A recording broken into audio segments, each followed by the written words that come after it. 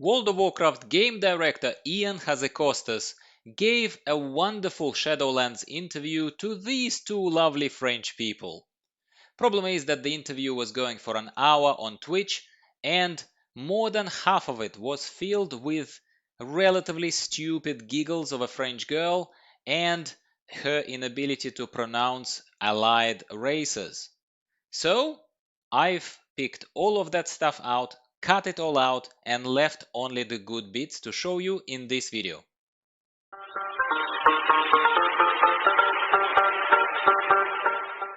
Hello everyone, welcome back to the channel. What? What's going on? I don't know, I can't see anything. Anyway, must be nothing. So, as I said in the intro little speech, wonderful interview by Ian that I enjoyed listening to, and MMO Champion and Wowhead have summarized as they do. They posted kind of a summary log of things that have been discussed, but I always find extra information. I find that it's always really good to hear the original version of the interview, actually, well, as they say, from the horse's mouth, so to speak. In this particular case, the horse was this girl. I have nothing against pretty French girls, absolutely. However, I separate my entertainment from World of Warcraft and looking at pretty French girls on some other websites, and make no apologies for it. So when I want to hear about Shadowlands, when I want to hear from Ian, I want to listen to Ian. I don't want to listen to a giggling French girl who all she did was after every single thing that was said, okay? So what? What's happening again? I don't know. What's happening? Go. Some minute context might be missing. You might lose the context of a question because I cut out her asking questions because that annoyed me after a while. It just annoyed me how she asked them these questions. Okay, sue me. But at the same time, I think that from the answer that Ian is providing, then you are able to easily understand what he's talking about. So it will all sound like just a long monologue by Ian, and that's exactly what I want to hear. And that's exactly what I'm offering you, my friends. Subscribe if you haven't already. We're running Horrific Visions, as you can see. Very occasionally I'm posting guides. This is not a guides channel, but there are some guides. And if you haven't subscribed already, I do appreciate your support, so I encourage you to show your support as well and subscribe. All right, enough said. I'm disappearing in a second, and you're gonna watch Horrific Vision, and we're gonna listen to Ian. Let's do it. Honestly, we were still finalizing the concepting and the final look of the Yeah. jailer going into BlizzCon. And so for the cinematic that we had used to announce Shadowlands, we just showed a silhouette with chains and some elements that we Yeah. knew were going to be present, but we didn't yet have the final model. So there's no deep story reason behind slight differences here. This is just a product of the creative process that went into making this character. Part of what we're going to learn as we go into the Shadowlands is, the origins of this place, the relationship between the four rulers of the different realms that we journey to, and their history with the Arbiter and the Jailer, like how the Shadowlands came to be. Just as Azeroth was shaped by the Titans, as we've come to discover, the Shadowlands also were shaped by forces. And so there are connections that tie the different leaders to each other.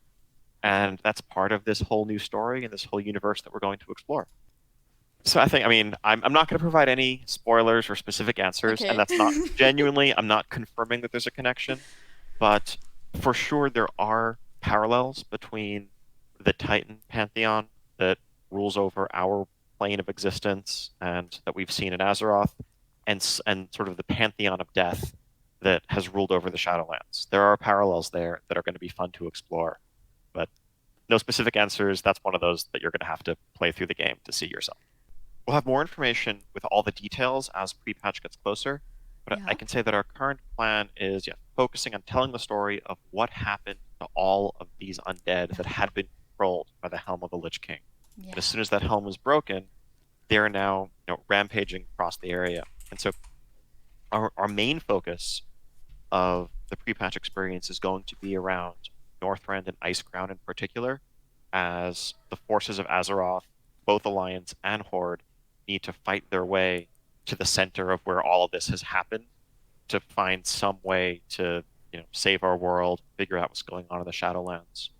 Also, the Death Knights, Bolvar, who survived the confrontation Yeah. with Sylvanas, and the Death Knights and Acheris are going to mobilize, and they're going to be very important in this fight because they have a unique understanding of the power of death and the Shadowlands itself.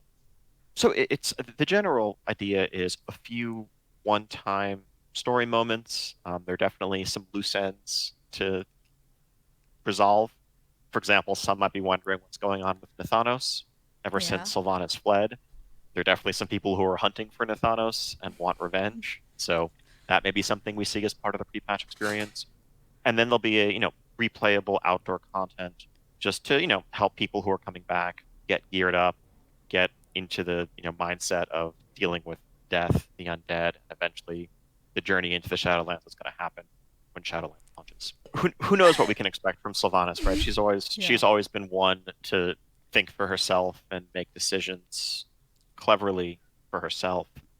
She definitely has this look. In a sense, if we as champions of Azeroth are going to go into the Shadowlands and we're going to join a covenant, we're going to ally with the Kyrians of Bastion or the Venthyr of Revendreth, and we'll get access to their powers and we'll get access to some of their armor.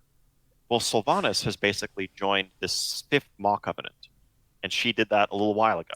And that's the power that she's been drawing on. That's how we have seen her get so much more powerful over the course of the last couple of expansions to the point where she could just, destroy Saurfang easily. As a general rule, we're planning 2 expansions in advance Wow. in terms of where we want the story to go so we can start planting seeds and setting things up that we'll be able to deliver later on. Did we know all of the details of this character, the Winter Queen, and the interplay? No, we didn't. But we knew that we were going to Shadowlands, and we had in our minds that this whisper that spoke to Vol'jin was not a benevolent spirit, and we were happy to continue to explore that, hint at it over the course of BFA quest lines. Juan Samdi was a character we knew was going to be involved, but honestly, we didn't necessarily originally have a big plan for him in the Shadowlands, but after seeing how cool that character was in BFA and how excited people were about him, we knew it would be a crime to not further involve him and not be able to tell his story in greater depth. And Yeah. so that's been a lot of fun for the folks working on Ardenweald, the Ardenweald Covenant campaign, and of course the other side dungeon where we're going to go into Juan Samdi's domain.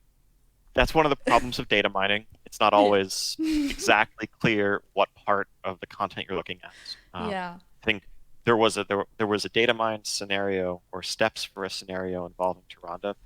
Hmm. That's actually, I believe, a piece of an end game quest line, not necessarily the introduction. Oh gosh. Tyrande is going to play a very important part in the Shadowlands story and in the story of Ardenweald. She has a powerful connection to that place, but her story and her conflict with Sylvanas are far from over. Right? The Alliance and the Horde may have gotten together and signed a treatise to battle for Azeroth and the war there, but Tyrande has not forgiven or forgotten. I mean, the team as a whole at this point, Yeah. after a 1 week or so transition, we have been working productively from home since the second week of March or so. Okay. And so we're very lucky to be able to do what we do remotely, staying safe with our families, and just working in this difficult time to try to provide an escape and comfort for people around the world, which is deeply gratifying. The window we've given for launch at BlizzCon was just in 2020. With our expansions, we always want to give ourselves the time it's going to take to make an experience that is what players deserve. And so, we are completely open with how things are progressing. Everyone Okay. can see the developments on Alpha, new builds going up every week, and we are continuing to work towards that schedule. We'll announce an exact release date once we're confident that the game's quality will be what it needs to be on that date. But in the meantime, we are welcoming this ongoing collaboration and all the feedback from the community to help make Shadowlands the best game it can possibly be. No, the current plan, as we've discussed, is each covenant has its own two abilities. One that is universal that all members of the covenant have, like Door of Shadows for the Venthyr, let's say, and then Yeah. 12 different ones that are class specific. Okay. And that gameplay choice is part of the RPG decision that you're making for your character. It includes story, cosmetics are a piece of it, but it's also what gameplay, what mechanics are most appealing to you, what feels best. That's part of why when you level up, you'll be able to use all of those abilities over the course of your journey. As you go through each zone, you'll get a taste of that Covenant's power, its aesthetic, and to use those abilities leveling or going into that zone's dungeon. And then when you hit max level, you can make an informed choice, not a blind one, based on something you've actually Yeah. experienced. Now we understand there is, concern about balancing that choice and people feeling like they need to pick one covenant versus another for gameplay reasons. And this is something we've been listening to a lot of feedback on, discussing a lot as a team. And our goal is to use the entire range of Covenant powers, including soulbinds, the conduits that go into them, legendaries that can modify Covenant abilities, and more, to create a package that has mixed pros and cons. So there is no one best choice if you want to do dungeons or if you want to do arena. There should be advantages and disadvantages in any area. General philosophy is leaving a covenant and going to a new one. We actually don't want to be too difficult. If Okay. you hit max level, you pick your covenant, you're starting the storyline, you're disappointed in it, or maybe your friend sounds like they're having much more fun and you regret your choice. We don't want it to be too hard to change your mind. However, what will be difficult is rejoining a covenant once you've abandoned them. If you leave, you're effectively breaking an oath that you have made to this covenant, and you're going to need to do some work to prove yourself to them for them to let you back in. Now, what that means is that if you, on a large scale, regret your choice, you can change it. But covenants shouldn't be something that you're changing from week to week, where, okay, I'm going to go Venthyr for this boss, and then I'm going to switch to Kyrian to do Mythic Plus over the weekend or whatever. It's a part of your identity. We definitely don't want to make something that is difficult but also feels necessary, and then it's a huge nuisance to overcome. We've heard a lot of feedback, for example, on the cost of respecking Azerite armor, and that was designed to be something that was super cheap for casual players who did it occasionally, Yeah. but get to be very, very expensive for hardcore players who are trying to min-max to the point that they wouldn't want to do it. It turns out they still did it, and it just was painful. And so that taught us some lessons about how to balance power and what players will go through to get power. Yes, so when you join your covenant, Okay. you will initially have access to 2 soulbinds that are characters that you will know from the questing you've done in that zone. They're Okay. your trusted companions, and by linking with them, you can get access to additional powers.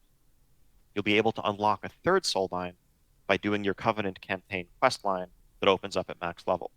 And you can switch these, whenever you go back to your Covenant Sanctum, just kind of like respecking, and they're a part of your character. They're a key part of your progression, and we want that to work everywhere. I think tuning the exact values is going to be something that happens later on in beta.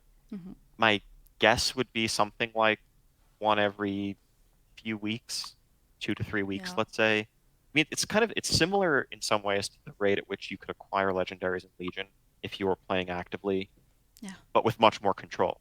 Because unlike Legion, where it was completely random, here what you're doing is unlocking, learning these ancient fragments of power that the same runesmith that made Frostmourne, that made the Helm of Domination the Lich King wears, can use to imbue your items with legendary power.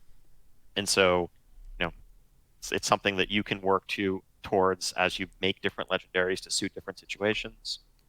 Like in early Legion, you can only equip one legendary item at a time, so we don't have to worry about needing a ton, but you'll have more options open to you, and we want to give players control over how they pursue those rewards. We want to finish development of the feature and then see how the community is playing it. And that's also something we're talking about, right? I think Yeah.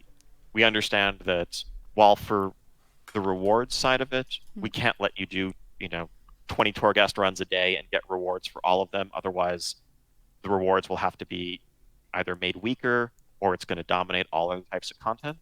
Yeah. But we want to find a way to let you have, a limited access to rewards, but be able to experience some part of Torghast either on your own or with friends whenever you want, because it's a fun experience and Yes. we'd rather not gate it. How much fun people have been having, and it's the most gratifying thing for the team that's been working on this feature and building it out for the last year and a half to 2 years to see people having this much fun. And we want to let you continue to have more. And so we'll find a way to make that happen.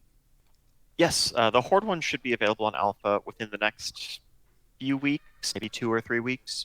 Oh, nice. We did Oh. Alliance first because, so the Horde zone is in terms of the flow of the zone, the layout, the tutorial experience, it's a mirror of the Alliance zone, right? We want to teach new players how to play World of Warcraft and give them an adventure that, obviously is going to be suited to one faction or the other.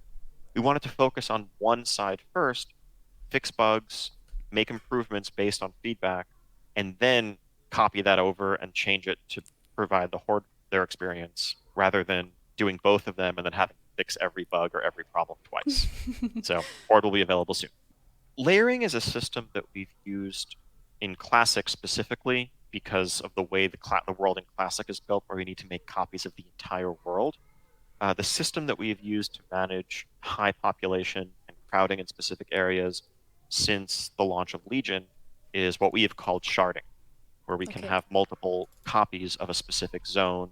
So when millions of people around the world are going into the Maw on the day Shadowlands launches, obviously we're going to have many, many copies of the Maw running in parallel, so that you feel like you're in a crowded area with people to help you, but the servers aren't dying and you're not, your client isn't struggling. The values on alpha are definitely not final. We're looking for feedback. We're getting data from people who are going through the experience. We want it to be much faster than it is today. Part of the reason for this change is the barrier that 120 levels today poses to alts or just to new players picking up World of Warcraft for the first time, who look at their friends who are at level 120, they're level 1, and it feels like an impossible barrier to overcome for you to do relevant content. So we want it to be much faster. 7 hours, I agree, is probably too fast, although people who are, extremely skilled, practiced power levelers who've done this dozens of times will always do it faster than others. Yes, so I think, so flying, I forget if it's 25 or 30. I think you get basic mounts at 10, faster ground mount at 20, flying at 30, and fast flying at 40 is the current plan. Pathfinder is not required for Legion or Warlords anymore. We're still figuring out exactly how that's going to work for new players, BFA, honestly, because if you're a new player and learn the ability to fly while leveling through BFA, but you can't use it there, that feels pretty strange. So we've definitely heard that feedback, and we're still figuring out the details of how this works. Yeah, we're definitely listening to a lot of the feedback around the general topic of how to handle flying going forward. I know Pathfinder has always been a controversial topic since it was released, and we're not finished with our design and our discussion in this area. Yeah. We plan on continuing the idea of a seasonal affix. So for Shadowlands Season 1, there will definitely be an all-new affix. Okay. We have yet to design that, but it will be coming. We're also looking at the existing pool of affixes and making some balance adjustments potentially. We might redesign 1 or 2 of them if we have better ideas. The Mythic Plus design is something that we do almost at the very end of the process, because we want to make sure that we want to understand the dungeons that we build.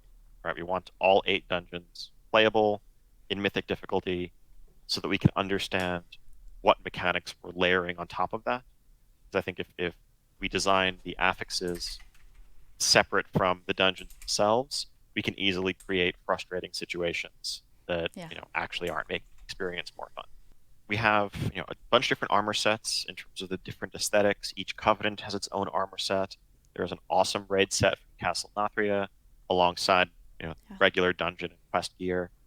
The appearances that look like sort of hardcore law gear, our current plan is to use those for the legendary items that you're crafting, since they have the same look and feel as the Lich King's armor, as the Helm of Domination.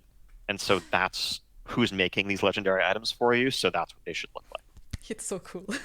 And yes, we understand that people may want the ability to assemble a full set of this down the line. That's not something you're going to be able to do in 9.0 right at launch, but later on in Shadowlands. For the initial release of Shadowlands, our focus has been on the traditional races that were the ones most in need of improvement and customization. Many of the allied races that we made more recently already had a wider range of options and were just at a higher level of fidelity since they were newly made. We'd like to get back to improving allied races and their customization as well, but that's not coming right at launch with Shadowlands.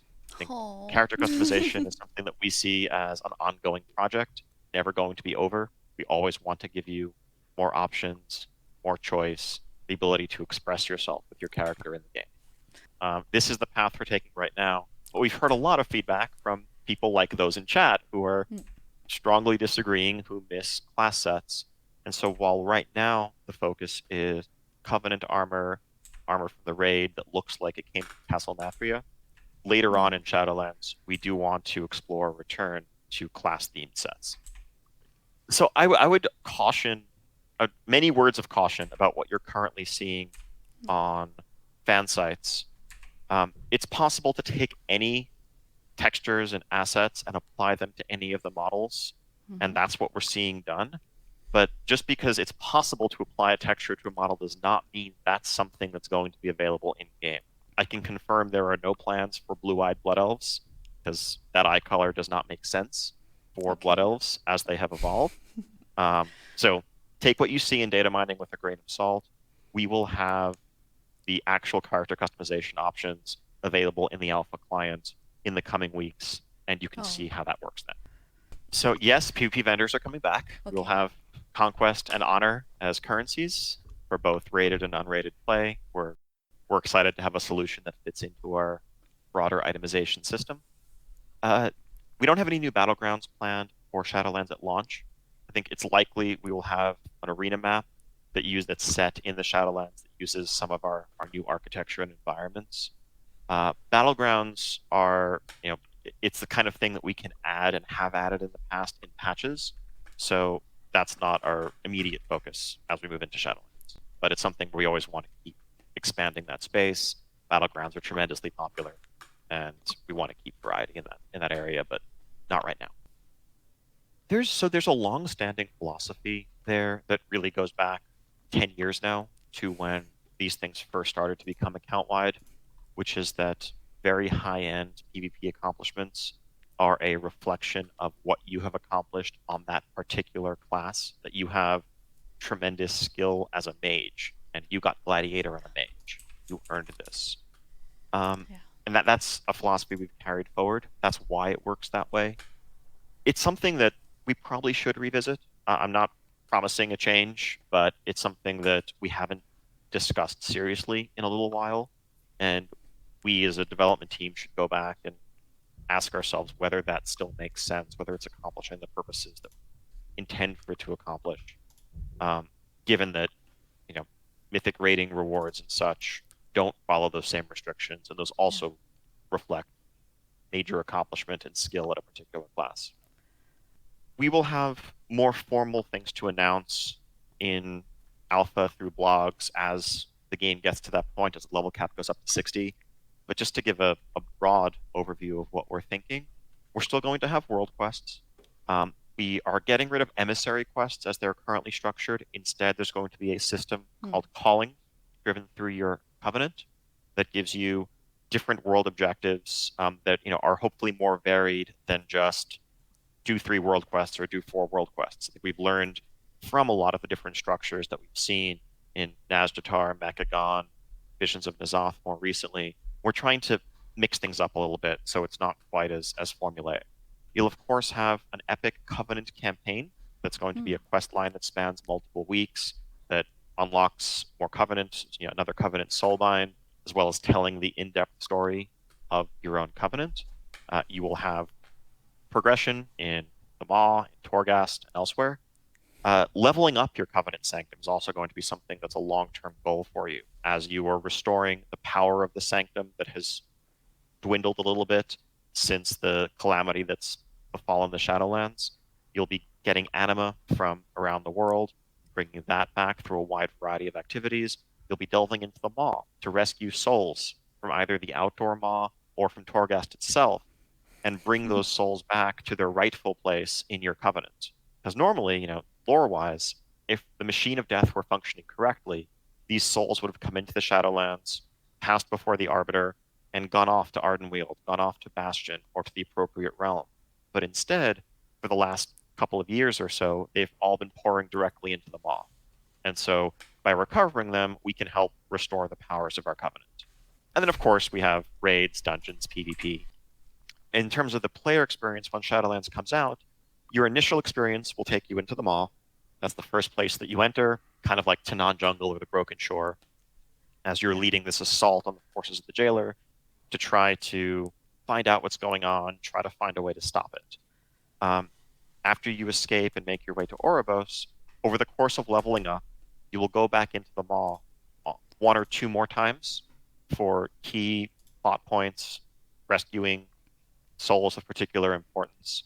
And then at max level, the Maw becomes a true endgame zone. You have the ability to return to whenever you want, as long as you're avoiding the watchful eye of the Jailer. You spend too much time there, you will attract too much attention and need to retreat until things cool down a little bit. We have no current plans to bring World of Warcraft to console as a platform. We know this is actually, I think we posted about this on our forums, this was an accessibility measure. There are a range of players who use controllers or modified devices already to try to play WoW because of different disabilities. And right now you have to use a lot of third-party apps to make that work, to make the inputs properly get routed into the game. We wanted to provide more direct support so that folks who need those controllers for accessibility reasons to play the game have an easier way of doing so. And it's something we're happy to do. We're continuing to work on expanding and improving accessibility options. But this is not a step into console. Going formally into the console space would require vast changes beyond anything we're currently looking at or talking about. We're all right now trying to figure out what's going to come next. Classic has been this amazing adventure. It's been so exciting to see the community embrace it the way they have, and the broader Warcraft and World of Warcraft community grow. We just released Zul'Gurub. We have Entourage on the horizon coming up next. And of course, it's natural for many players to wonder what's going to come after all of this. Nothing to announce right now, but yes, that's certainly one of the options we're considering. I think we'd be foolish not to.